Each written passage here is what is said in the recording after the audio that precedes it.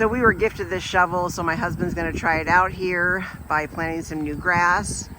It's got this nice gripping part at the bottom so he can really get a grip on it and dig. All right, let's give it a try. We are in our backyard and the soil is really rocky back here.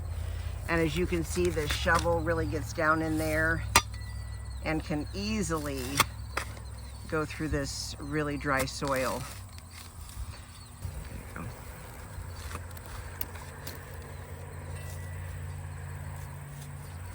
It's also easy to put your foot on it and help dig. Seems like a really nice, durable shovel. It only weighs about 2 pounds.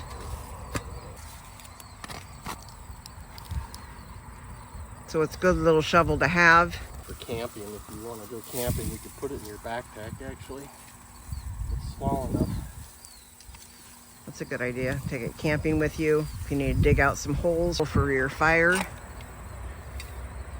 Very portable and small, but it seems really durable. Do you recommend this shovel? I would. It's very handy. It's small. It's not, and it's tough.